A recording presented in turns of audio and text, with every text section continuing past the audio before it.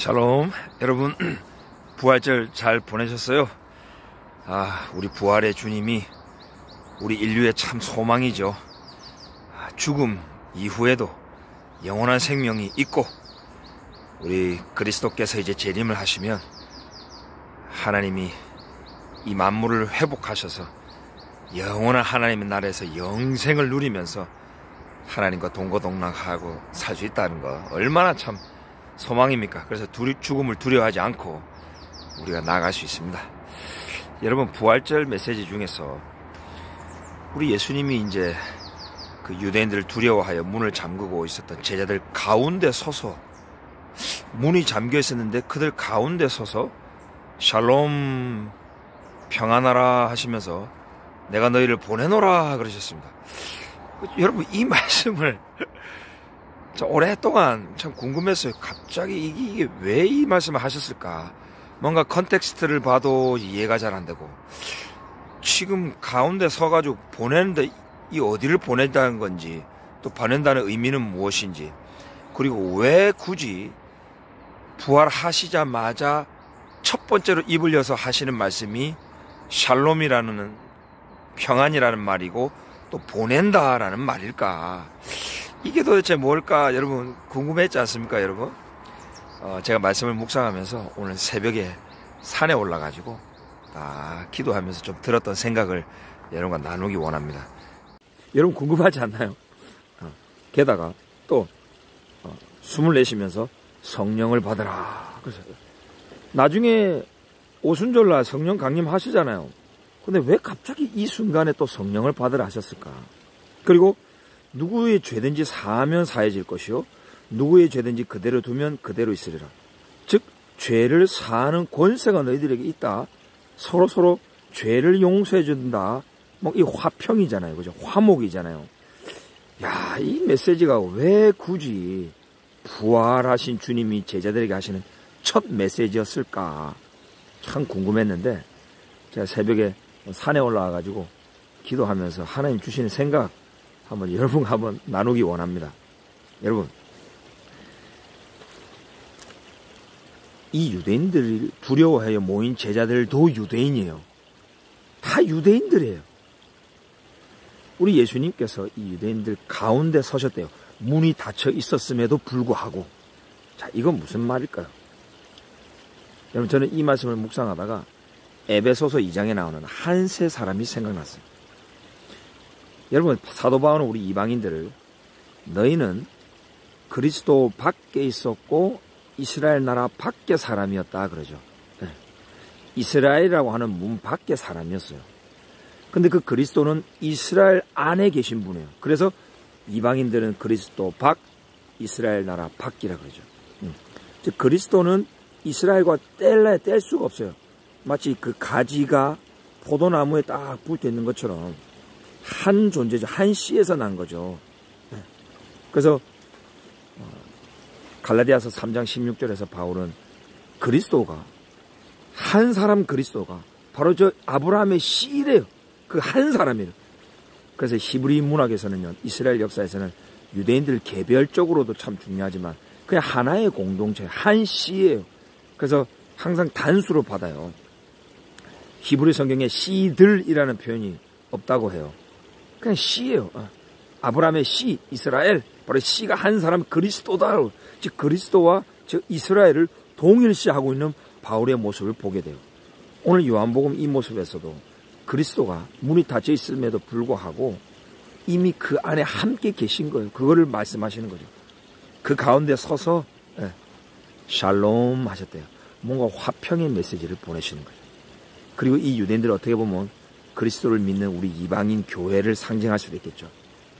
뭔가 이 유대인과 우리 크리스찬들, 이스라엘과 교회를 향하여 화평하라, 샬롬 하라는 거죠. 그러면서 보낸다. 원래 이 지금 교회와 이스라엘이 얼마나 멀리 떨어져 있었습니까? 얼마나 서로 많이 핍박했고 비난했습니까? 근데 이제 서로 보내가지고 가까워지라는 거죠. 한 세 사람을 이루라는 거죠. 그래서 에베소서 2장에서도 말하잖아요. 이제는 전에 멀리 있던 너희가 그리스도 예수 안에서, 그리스도 예수님 그분 안에서요, 우리의 믿음 우리의 어떤 노력이 아니고 그분 안에서 그리스도의 피로, 우리의 노력이 아니고 우리의 교리가 아니고요, 그리스도가 흘리신 그 피 때문에 가까워졌느니라. 네. 그러니 서로 예수님 보내시는 거예요. 출발해서 가까워지게끔 하는 거예요. 한 세 사람을 이루라는 거죠. 그래서 그는 우리의 화평이신지라 샬롬이시다 이 말이죠. 에이레네, 둘로 하나를 만드사 원수된 곳, 곧 중간에 막힌 담을 자기 육체로 허셨다. 이 막힌 담, 이 벽이, 이 문이 이제는 열렸다 이 말이죠. 그래서 보내신다. 그리고 또 성령을 받으라 그랬어요. 성령 뭡니까? 이는 그로 말미암아 우리 둘이 한 성령 안에서 아버지께 나아감을 얻게 하려 하심이라. 이 하나님의 이 영으로, 그죠? 이 말씀으로 우리가 하나 될 수 있다라는 거예요. 그래서 누구의 죄든지 사하면 사해질 것이다. 유대인들도 우리 크리스찬들의 그 2000년간 했던 핍박, 그 인종 학살 용서해 줘야 돼요. 우리 크리스찬들도 유대인들로부터 받았던 비난과 핍박 용서해 줘야 되죠. 서로의 죄를 이제 용서해 주고 이 허물을 덮어줘야 돼요. 교리로 전통을 들이대면서 계속 너희와 우리는 이제 뭐 다르다 이렇게 계속 담을 쌓으면 안 되고, 서로 이제 용서해주고 화평을 추구하고 한 세 사람을 이루라라는 것이죠. 그래서 요한복음을 적었던 사도 요한이 요한계시록에서 마지막 교회 라오디게아 교회에서 이 말씀을 하시는 것 같아요.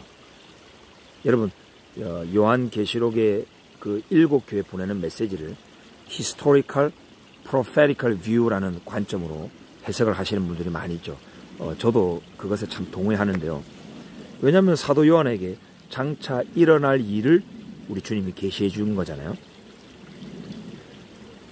그리스도는 교회의 머리로서 세상의 통치자요 주권자로서 인류 역사를 다 보신 거예요.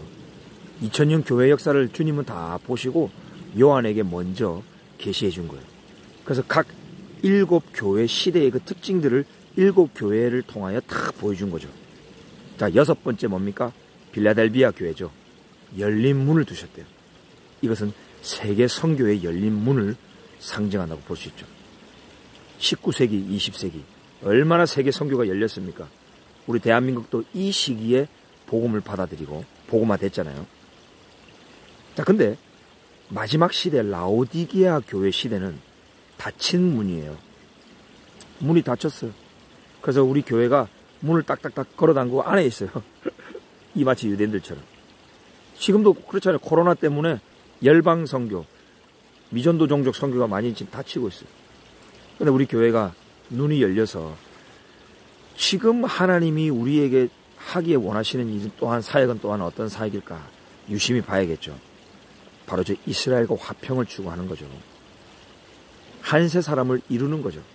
그러니 이스라엘을 대표하시는 저 그리스도, 이스라엘과 하나이신 저 그리스도가 문 밖에서 문을 두드리는 거예요.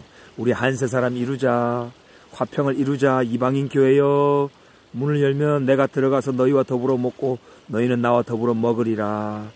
한 세 사람 화평과 화평을 이루어야 되지 않겠니? 이스라엘과 이제 하나 되어야 되지 않겠니?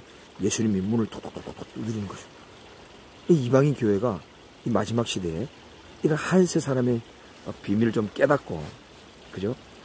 열방 선교를 적극적으로 추진하면서 동시에 저 이스라엘과 한 세 사람을 이루는 그런 화평의 사역, 화목케 하는 사역을 중점적으로 봐야 되지 않는가, 그런 생각을 아침에 해봅니다.